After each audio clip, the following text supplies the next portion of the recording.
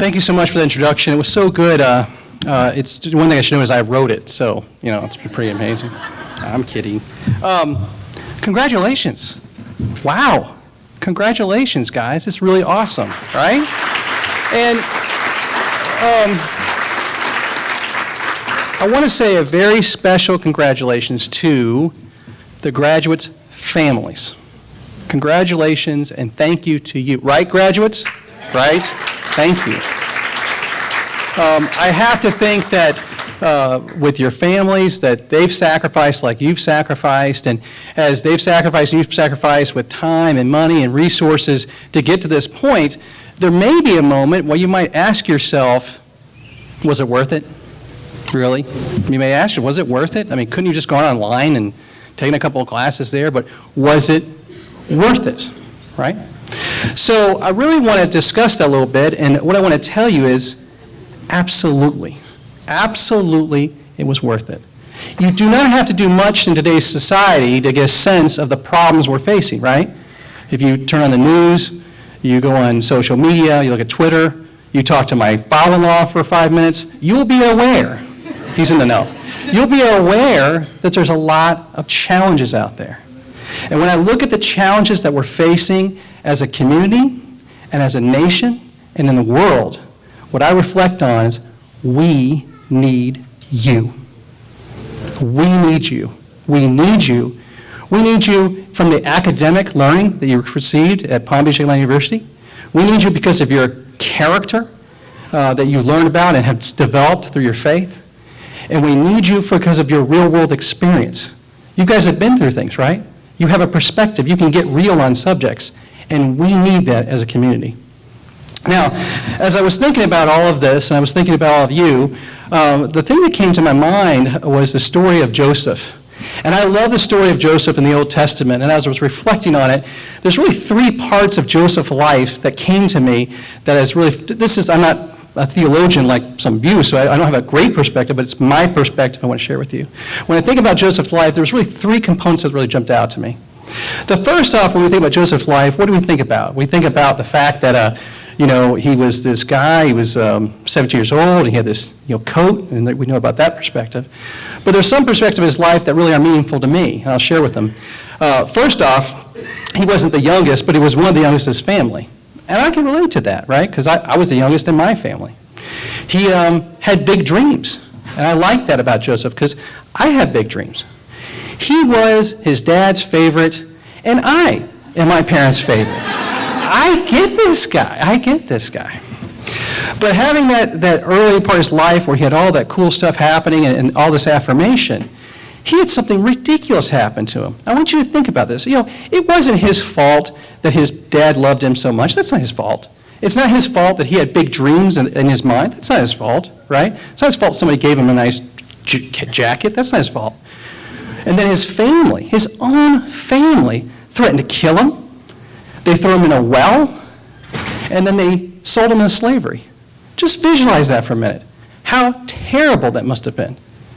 So this great man who God was with really understood something, and this is my first thing that he really understood. He understood the wounds created by his family. And if you know that, and I think probably a lot of you do, those are the deepest, aren't they? Aren't they? We went out to this International Drive and talked to these tourists, and we got them to talk and really open up. Would we hear every single person maybe talk about wounds of their family and how they're suffering? I want to tell you a little bit about my dad. I had a dad that was a really cool, amazing guy. My dad was a college football player. It's pretty cool. He went to Harvard. Pretty cool. He was a successful businessman, and he had a sports car. Pretty cool.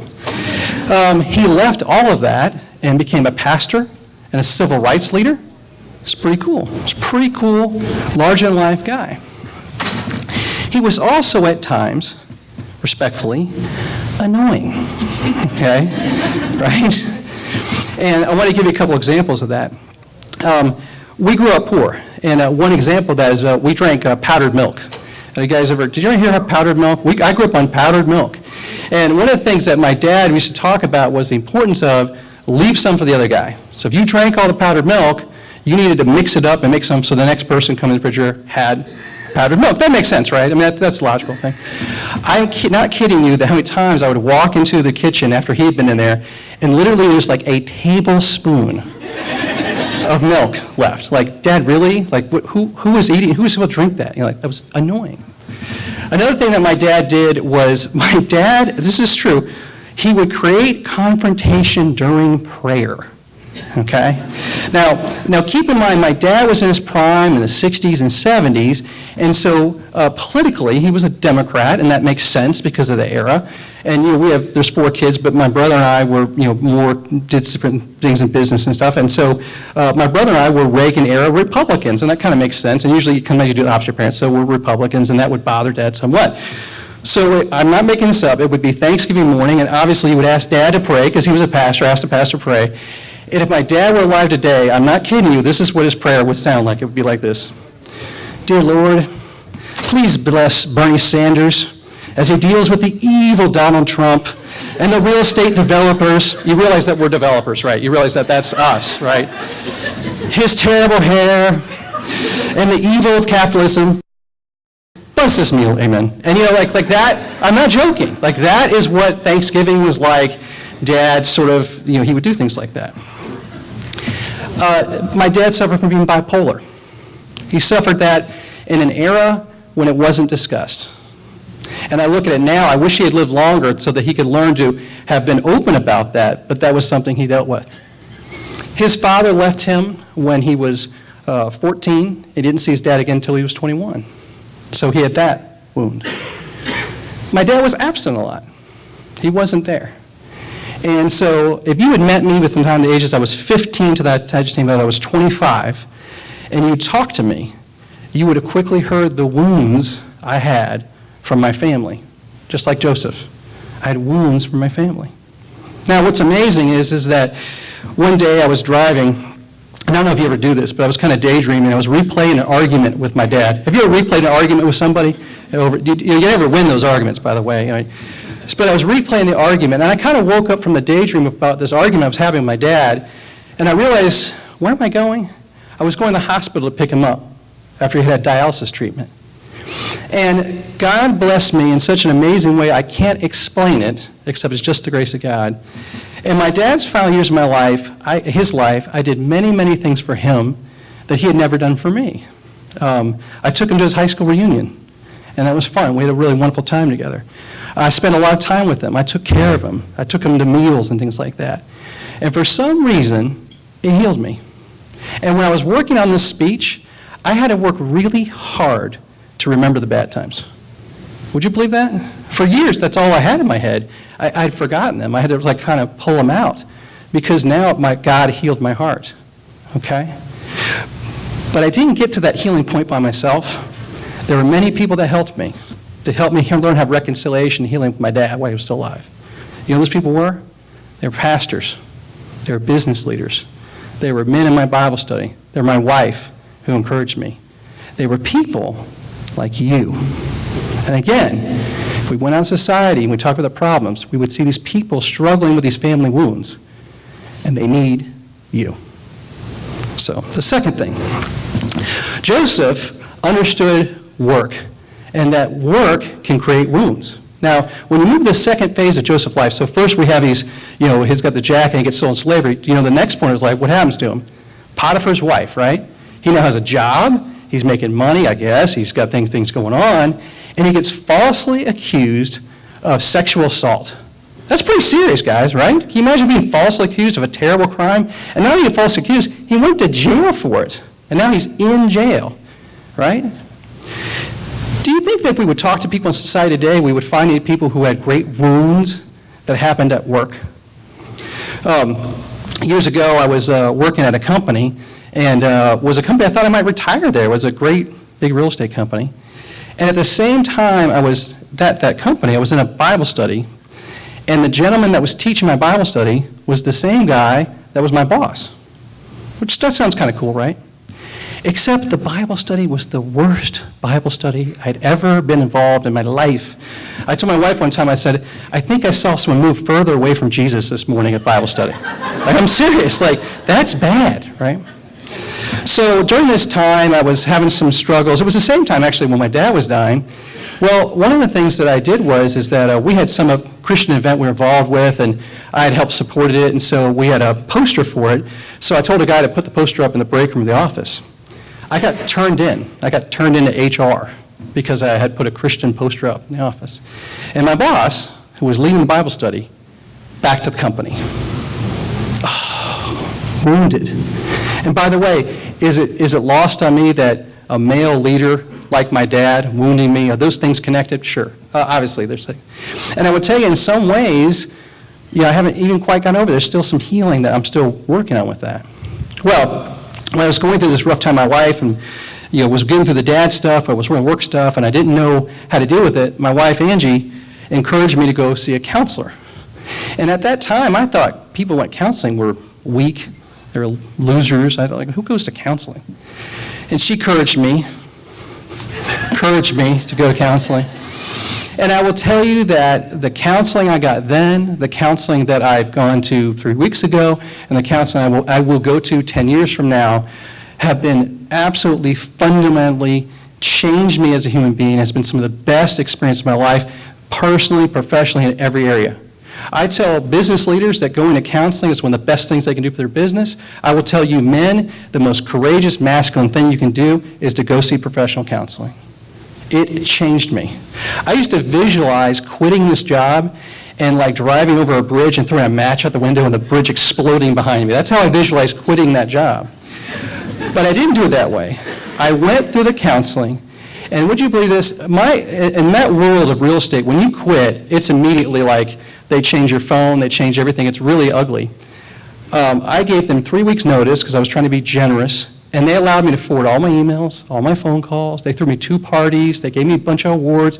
It was the nicest, smoothest transition. It would have never happened without the Christian counseling that I received. Period. And a story. If somebody said, talk to me about success, and I will talk to you about counseling. I will talk to you about discipleship. I will talk about leadership.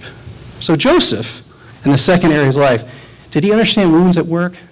Are there people in our community now that understand wounding at work? Right?